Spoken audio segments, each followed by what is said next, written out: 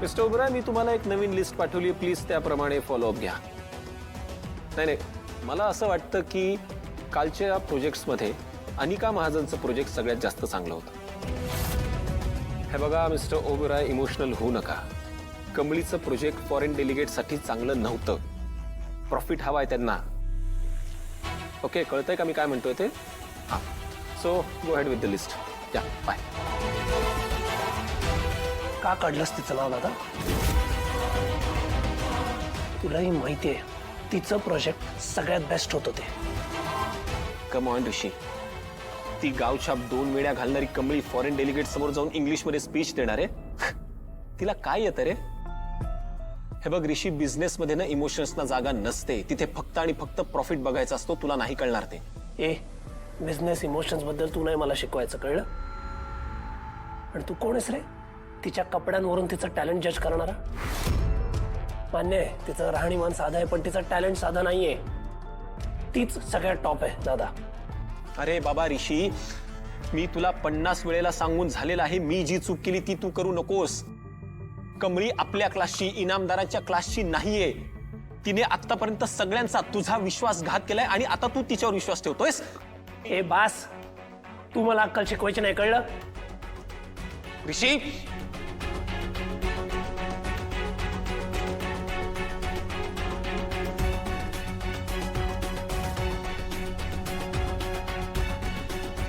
ऋषी, रोहित, काय झालं?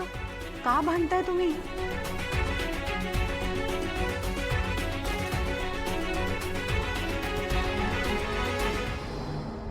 आई,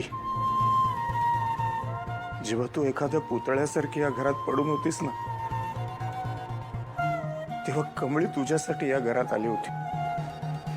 तिने तुला आधार दिला, प्रेम दिलं, माया केली. तेव्हा तू त्या आजारातनं उठून उभी राहिलीस आई. आई, तुझी रक्ताची नात, सून यांनी काही नाही केलं तुझ्यासाठी. त्यांनी बघितलं देखील नाही आई तुझ्याकडे. कमळीने तुझी सेवा केली आई.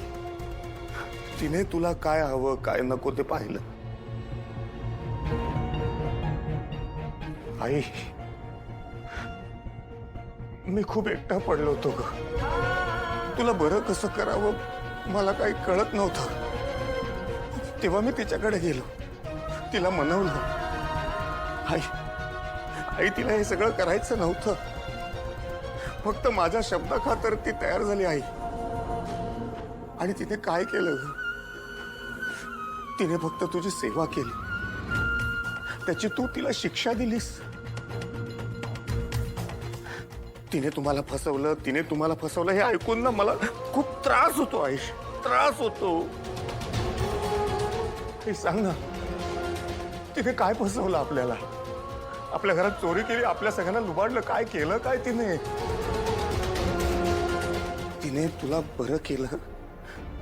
याला जर फसवणं म्हणत असतील लोक तर हो हो आई, तिने फसवलं आपल्याला. इथेच तिची चूक झाली आहे आई. एक नात म्हणून ती कधीच चुकीचं वागली नाही. तू मला माफ केलंस. पण या घरातली ती रागिणी आणि अनिका, त्या तुझ्याबद्दल किती वाईट विचार करतात. आणि आत्या, तिच्याबद्दल तर काही बोलायलाच नको आई. तुला चांगलंच माहितीये ती कशी आहे. त्या कितीही चुकीच्या वागल्या तरी तू त्यांच्या चुकांवर पांघरून घालतेस. मग कमळीबद्दल इतका राग काय? का तुझ्या मनात कमळीबद्दल इतका राग आहे? सांग ना. आम्ही जे काही केलं तो विश्वासघात नव्हता, तो नाईलाज होता ग. आई, मला एका प्रश्नाचं उत्तर देशील? जोपर्यंत ती या घरात होती तोपर्यंत तुला जो आनंद या घरात मिळत होता, जे समाधान तुला मिळत होतं, ते त्याआधी कधी मिळालं होतं का? नाही ना आई. कमळीच तुझा आनंद आहे. मग का वागतेस तिच्याशी असं? माफ कर ना कमळीला. नाही तर इथून पुढे कुणीच कोणाला निरपेक्षपणे मदत नाही करणार. प्लीज माफ कर ना कमळीला.